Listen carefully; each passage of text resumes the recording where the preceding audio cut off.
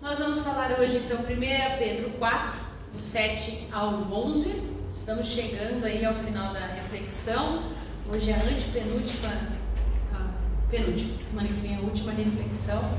Então vamos lá. 1 Pedro 4, de 7 a 11 diz assim: Ora, o fim de todas as coisas está próximo. Sede, portanto, criteriosos e sóbrios, a bem das vossas orações. Acima de tudo, porém, tende amor intenso uns para com os outros, porque o amor cobre multidão de pecados. Sede mutuamente hospitaleiros, sem murmuração. Servi uns aos outros, cada um conforme o dom que recebeu, como bons dispenseiros da multiforme graça de Deus. Se alguém fala, fale de acordo com os oráculos de Deus. Se alguém serve, faça-o na forma que Deus supre, para que em todas as coisas seja Deus glorificado, por meio de Jesus Cristo, a quem pertence a glória e o domínio pelos séculos dos séculos. Amém. Que Deus abençoe a sua palavra nessa hora. A gente viu que Pedro foi escrito então para uma comunidade dispersa, uma comunidade que estava sofrendo no seu tempo perseguição por ser cristã. Não uma perseguição institucionalizada, mas uma perseguição no dia a dia, no seu cotidiano, né? Motivo de chacota, por ser cristão, por viver uma vida diferente. Afinal, que vida diferente era essa? E a gente já foi meditando ao longo de setembro e agora em novembro sobre o que Pedro fala sobre isso. E é interessante porque ele começa então esse trecho que a gente leu, e pode parecer uma afirmação estranha, mas ele diz: o fim de todas as coisas está próximo. Sede, portanto, criteriosos e sóbrios, a bem das vossas orações. Você viu como a gente está falando do fim, né? É o fim. Estamos falando do fim desde a escola bíblica dominical. O fato é que a gente poderia parafrasear esse versículo dizendo: o fim do mundo está perto. Sim, ele está perto. Por isso tenham juízo, né? E vivam de cabeça fria para poderem orar. E à primeira vista parece que isso não tem lógica, mas eu queria pensar com você um pouquinho como isso faz muito sentido. Porque quando alguém sabe que tudo vai acabar, que o mundo vai acabar, que as coisas estão para acabar, que vai desabar mesmo, qual que é o natural? Pânico, desespero. A gente entra em pânico. Principalmente quando é uma coisa que a gente acha que é bom, né? Eu não acredito que isso vai acabar. Perde a cabeça, fica confuso, fica amedrontado, fica ansioso. Como é que será que vai ser isso? Né? Entra em um desespero assim, porque afinal, que adianta ter juízo, ser criterioso, fazer tudo certo se tudo isso vai acabar? Talvez seja um questionamento. Se a situação for essa, né? Não é aquela ideia, vale então o ditado, né? Vamos comer, vamos beber, porque amanhã a gente vai morrer. Vamos fazer tudo o que se tem para fazer, né? Já que não tem mais futuro, já que no horizonte parece que a gente está aí perto de uma terceira guerra mundial, que é o que a gente parte do pressuposto que vai acabar com a humanidade, aí um grande cataclisma nuclear, enfim, a gente começa a pensar como é que vai ser isso. Então o negócio é o seguinte: já que tudo vai acabar mesmo, vamos viver tudo que se há para viver, já diria o poeta. Vamos nos permitir, vamos ter prazer, vamos aproveitar o máximo de tudo que se tem, que é bom, porque já que o fim é inevitável, e aí o que o mundo diz que é bom eu vou fazer, né? Se é eu beber até cair, eu vou beber. Se é me drogar. Se eu ter o máximo de prazer tendo relações ilícitas que não estão de acordo com a Bíblia, bora lá. O que eu dá para eu aproveitar enquanto não chega o fim? Então é essa ideia que a gente acaba tendo. Aí tem aqueles que são também os desesperados, que já que o mundo vai acabar, não vamos falar sobre isso? Vamos mudar de assunto? Vamos falar só de banalidade, né? Vamos falar do Neymar, da esposa do Neymar, da ex do Neymar. Vamos falar dos famosos, dos ricos, Vamos falar de futebol, porque quem está na liderança do Brasileirão, né? Quem é que vai lá passar para a segunda divisão? A gente apura um monte de assunto aleatório. Ah, porque a esquerda, porque a direita. E a gente acaba focando, mudando o foco das nossas vidas, porque a gente não quer pensar que tudo vai acabar. Então vamos festejar, vamos esquecer. Né? Então a gente começa também a buscar paliativos. O fato é que o autor desse texto apresenta para a gente uma visão diferente. Porque para ele o fim das coisas não deve inspirar pânico e nem confusão para aqueles que são de Cristo. Por quê? Porque o fim das coisas não é o fim da esperança. Basicamente é isso. Pelo contrário, o fim das coisas é o fim o quê? Da perseverança. Nossa, hoje está difícil. Isso aqui está travando o HD, né? É o fim da perversidade, da injustiça, do sofrimento, o fim de tudo que é ruim, das potestades que dominam esse mundo, do fim do sofrimento. O fim de todas as coisas, para Pedro, é a consumação do reino de Deus. É a vinda de Jesus Cristo em honra e glória. E aí, é justamente por isso, e a partir dessa perspectiva que a gente tem que orar e de que a gente tem que viver. Porque afinal, o fim de tudo nesse sentido nos leva à adoração e nos leva ao serviço. E aí é interessante, eu não sei se você consegue entender, mas para o cristão, a tal visão então do fim de todas as coisas, de que tudo vai acabar, modifica a minha forma de viver. Porque eu não entro no desespero. Qual que é a ideia? Né? Quem vê o fim do mundo, o fim da vida, o fim da história de uma maneira esperançosa, não tem medo. Se eu sei o que vai acontecer, não tem motivo de ansiedade. Eu posso não saber como, que é o que a gente vai estudar em escatologia na escola bíblica dominical nos próximos domingos. A gente vai ver que existem muitas formas de ler esse fim, como ele vai acontecer, mas o final é o mesmo. Jesus vem, restaura, realmente redime todas as coisas e governa, absoluto. E toda dor, todo sofrimento vai acabar, fato. Então como vai ser? Pode ser que gere um pouquinho de ansiedade, mas não deveria, porque o que importa é o final. E o final diz que Jesus vence. Acabou. Então, pensando nessa perspectiva, a gente não precisa ficar preocupado. A gente não precisa ficar nessa neura, vamos pensar assim. Por quê? A gente pode respirar, a gente pode acalmar. E aí, a minha pensamento é o seguinte: a gente pode ficar de cabeça fria. No entanto, com o coração quente. Cabeça fria e coração quente. Olha só. E é isso mesmo que Pedro aqui sugere. Porque ele fala o quê? Sede criteriosos e sóbrios. Isso é cabeça fria. E o quê? Tende amor intenso um para com os outros. Isso é coração quente. Essa é a ideia. A gente que está aí na perspectiva, cabeça fria no lugar e o coração fervendo. E é uma imagem muito boa da gente pensar, né? Os cristãos japoneses falam que o crente deve ser que nem o Monte Fujiyama, lá no Japão. Ele é um vulcão. E o que ele tem em cima dele? Neve.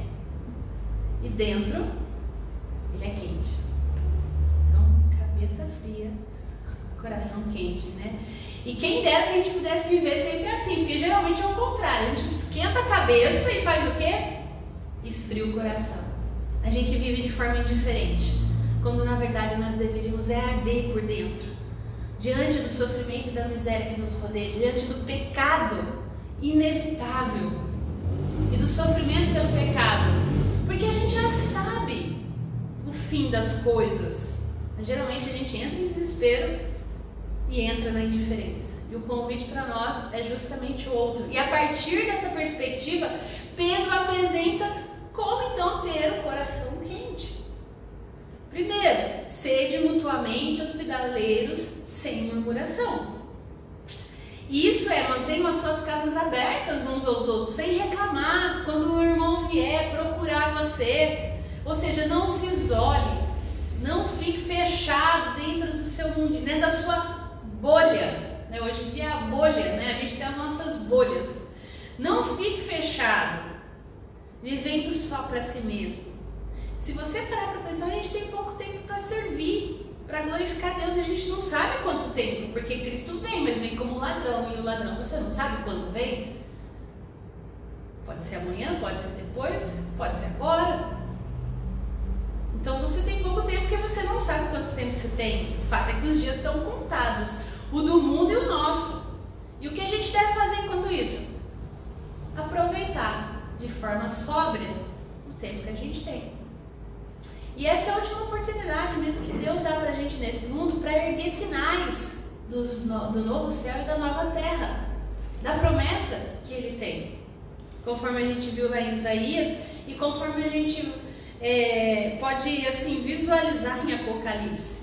Nesse mundo condenado, conturbado, nós somos aqueles e aquelas que vão levar o quê? Sinais de fé, de amor e de esperança para o mundo que tateia no escuro.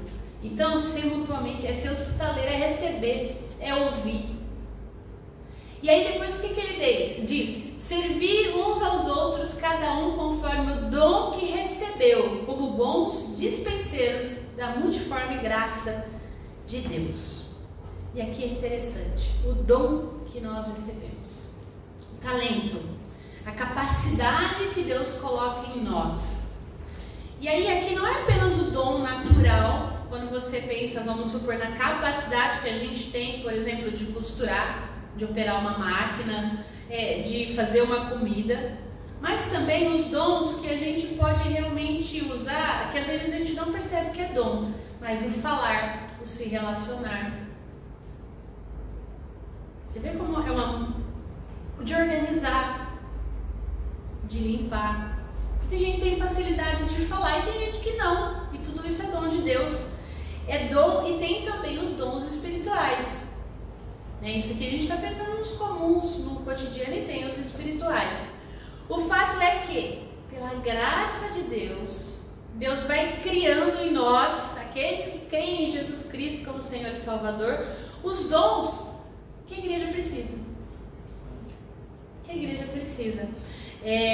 O dom de anunciar o evangelho, o dom de confortar, o dom de profetizar, o dom de ouvir, o dom de orar, o dom de acolher, o dom de administrar, o dom de contribuir, o dom de despertar outros dons.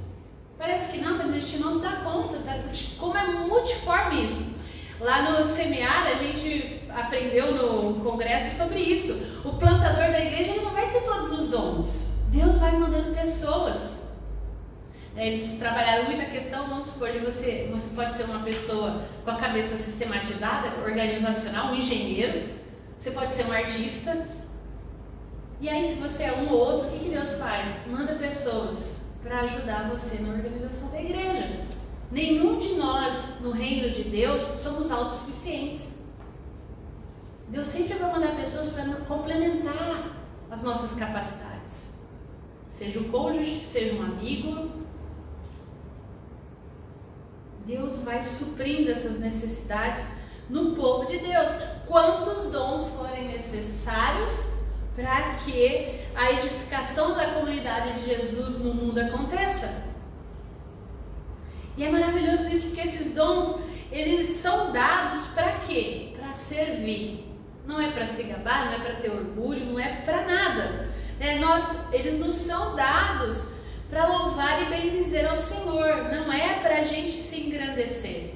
Não é para exibir. Porque eu vou falar bem, porque eu tenho capacidade de aglomerar pessoas, porque eu tenho a capacidade de tocar e através da música fazer você se sentir Deus e se quebrantar, e outro de orar. Eu não sei vocês, eu tenho tido experiências interessantes e pessoas que quando a pessoa ora, você fala assim, nossa, você termina a oração, parece que você foi tão transformado por aquilo, tocou tão fundo, você fala assim, eu não sei orar. Você sabe, termina aquela, mas é tão bonita, é tão assim, realmente você percebe aquele dom. Estou dando um exemplo porque é uma coisa que eu tenho experimentado, de formas de oração que às vezes a gente não faria, mas que Deus desperte outras pessoas para fazer, de canções, de músicas, né? Toda vez que o Direto traz uma canção nova, a gente, olha que letra bonita, tal, isso toca o coração, é um dom que Deus deu, né? De capacitar e de fazer com que a gente louva e sirva a Deus. Isso é muito como aquela ideia do corpo, né? Que a mão desenvolve o dom, mas se a mão crescer muito, ela fica desproporcional ao corpo. E Deus é maravilhoso porque o que Ele faz? Ele vai acrescentando, né? Valerosamente. Então, vamos pensar no corpo, a mão vai ficando forte, o ouvido, a boca, e assim todo mundo vai crescendo. É isso que Deus faz no seu reino. E aí depois o que Ele diz? Servir como bons dispenseiros da multiforme graça de Deus. E aí o que é a multiforme graça de Deus? Tão bonito, né? Eu acho bonito esse trecho. A multiforme graça de Deus. É interessante porque se você olhar assim o texto por cima, Pedro ele divide em duas categorias principais isso. Que seria o quê? Os dons de espirituais e os dons práticos, de falar ou de serviço, né? Então seriam os espirituais e os práticos. Mas ele não faz uma lista propriamente dita, né? Eu pesquisei algumas coisas, alguns falam até de, você pode transcorrer aí 10 mandamentos, outros falam que ele não prefere. Então você vê que ele não enumera, como era comum antigamente, fazer aquela lista, né, de virtudes e não virtudes, era comum na literatura grega do primeiro século. Ele não faz isso, propriamente dito, ele vai só alertando, mas ele não enumera o positivo e o negativo, ele só vai falando os positivos, se você prestar atenção. E aí ele chama de dons, os dons, né, de a graça de Deus em suas múltiplas formas, ou seja, a graça de Deus ela é tão variada que ela ocorre, ela acontece conforme a necessidade e o propósito do próprio Deus, conforme Ele entende que tem que ser. E é multiforme, ou seja, de múltiplas formas. É graça e é suficiente essa graça para enfrentar qualquer desafio. Graça, que maravilhosa graça, né? É surpreendente para mim, é tão maravilhosa. Graça de Deus sem par. Ela é expressa em dons, capacidades, em presentes que a gente recebe de inúmeras formas, através de inúmeras pessoas, de inúmeras circunstâncias, situações, né? A graça de Deus, ela se manifesta conforme Deus assim quer. E é maravilhoso isso, porque ela não usa uniforme, ela não usa amarra, ela não usa instituição, estrutura, batina, gola clerical, não é isso. Essa graça de Deus, ela é viva, ela se manifesta na minha vida, na sua vida, de múltiplas maneiras, de várias formas. Então não dá pra gente pensar, porque o que? Deus é livre de se manifestar como Ele quer. Ele revela a sua luz de forma assim, escalonada, em várias cores na nossa vida. E essa multiforme, então, graça de Deus, o que ela requer? Bons dispenseiros. Olha que interessante. É graça de Deus, mas ela depende do quê? De gente. Deus nos convida a participar da sua graça. Por quê? Dispenseiros, bons mordomos, bons administradores. E aqui dispenseiros vem sendo entendido no Novo Testamento, né? Antes de tudo, como o quê? Um servidor de outros servidores. Que bom te ver, Vitor. Senão você está melhor. Então, é uma pessoa que se sente responsável pela casa, um dispenseiro, vamos pensar um administrador, mas que não é dono da casa. Ele cuida, mas não é dele. Então, o patrão é o Senhor, é Jesus. Eu sou o dispenseiro, sou aquele que faz. Então, o dispenseiro, ele tem que viver em comunhão com o seu Senhor. Ele precisa entender o que esse Senhor quer, para ele ser bom, para ele fazer aquilo que realmente vai glorificar o seu Senhor.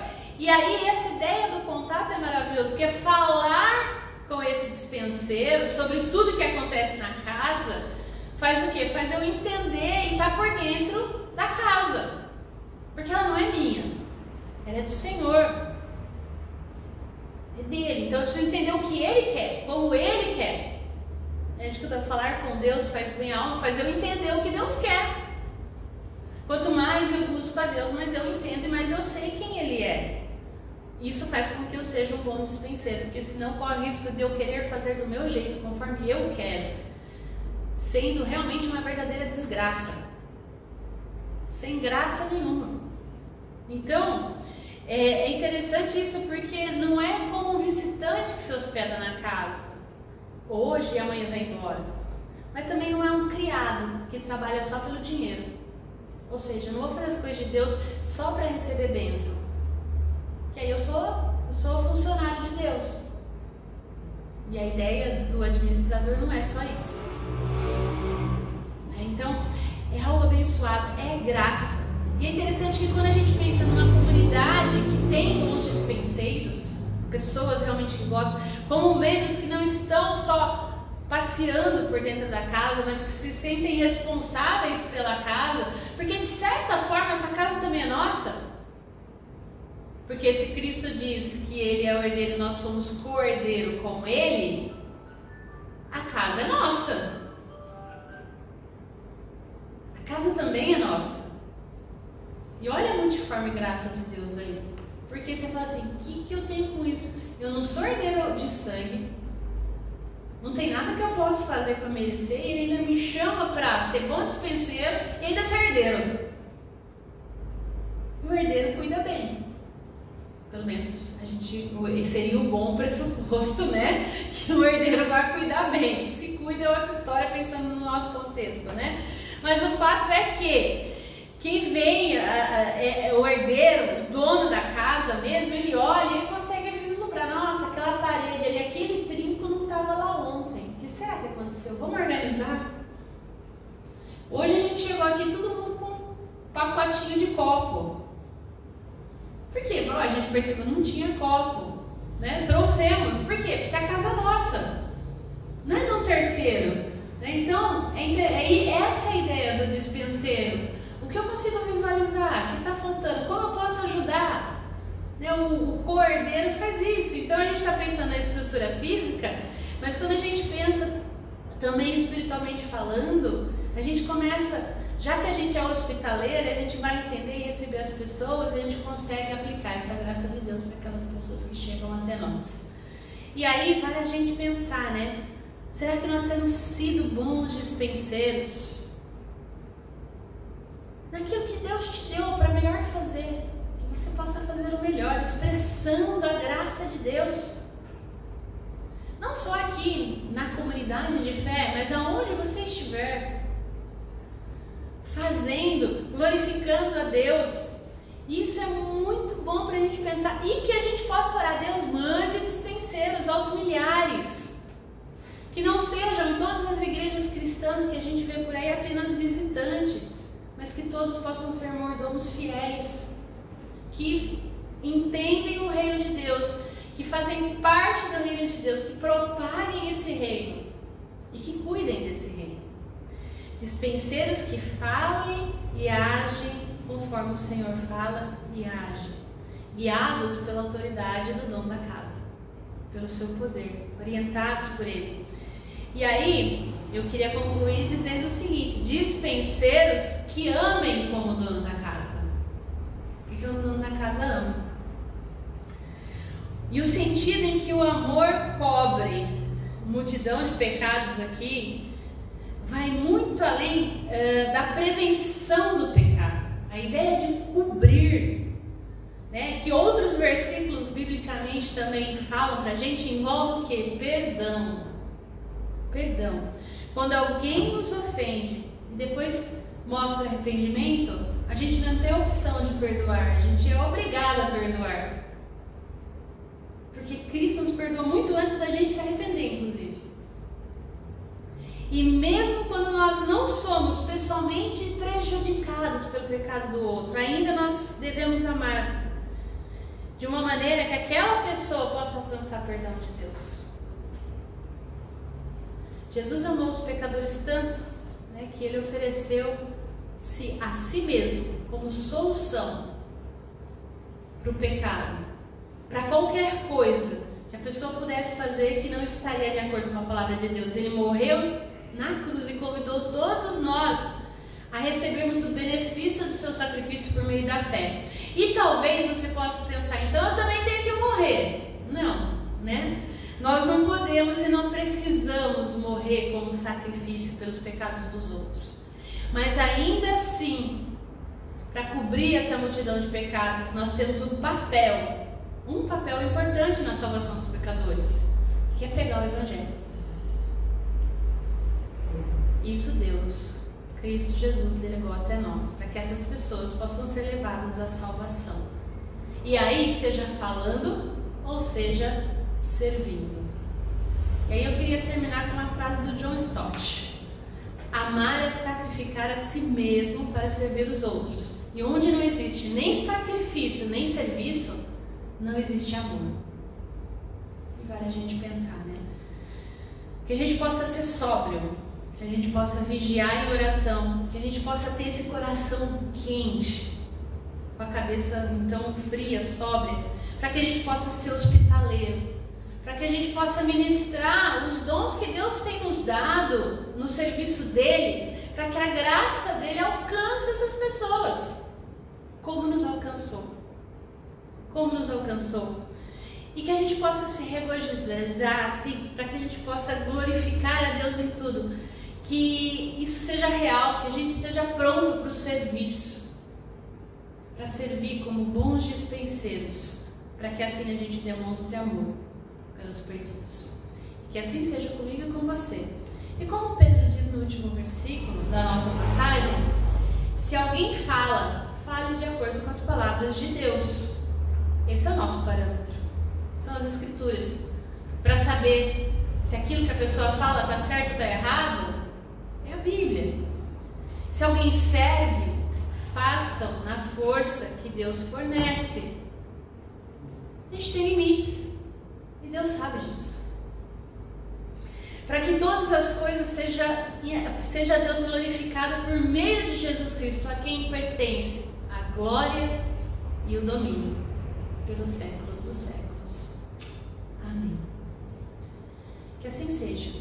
Vamos orar? Pai, Deus benigno e maravilhoso, nós colocamos diante de Ti, Senhor, as nossas vidas. Te agradecemos, Senhor, porque nós não vivemos mais na Tua casa como hóspedes, mas somos convidados a sermos administradores, cordeiros contigo. Que nós possamos viver, ó Pai, então, no Teu reino, na Tua igreja, ó Pai, de forma que nós sejamos membros do Teu povo e como irmãos e irmãs de Cristo, Teus filhos amados, nós possamos proclamar essa graça que é multiforme e que se manifesta, sim, de uma maneira que a gente muitas vezes até se assusta e se impressiona. Que as nossas mentes possam estar sóbrias, frias, porque nós sabemos que o fim está próximo e que o Senhor vence no final. Que o nosso coração esteja quente, fervendo de amor pelos perdidos, por aqueles, ó Pai, que não Te conhecem, que não sabem de Ti. Dá-nos, Pai, a capacidade de vencer toda a estranheza, toda a timidez, para que possamos buscar, Senhor Deus, aqueles e aquelas que precisam. Não nos deixe, Senhor, indiferentes, paralisados diante da maldade humana, diante da dificuldade do pecado. Capacita-nos, ó Deus, com amor e graça, para que nós possamos, ó Deus, sermos Teus instrumentos aonde nós estamos, no nosso trabalho, na nossa casa, na nossa vida. Transforma-nos, Pai, dia após dia, Senhor, em dispenseiros responsáveis. Que nós não sejamos irresponsáveis, mas que nós possamos ser bons dispenseiros Teus.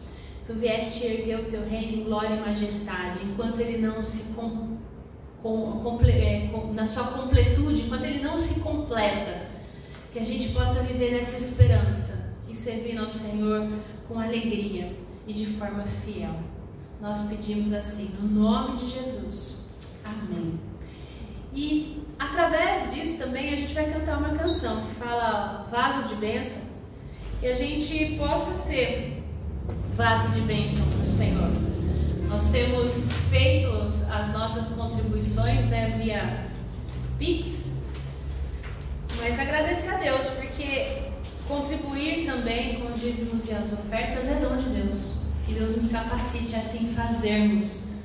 Vamos agradecer também, louvar ao Senhor pelo sustento desta obra e de tantas outras. Vamos cantar, vamos orar essa canção também. Depois nós vamos encerrar o nosso culto.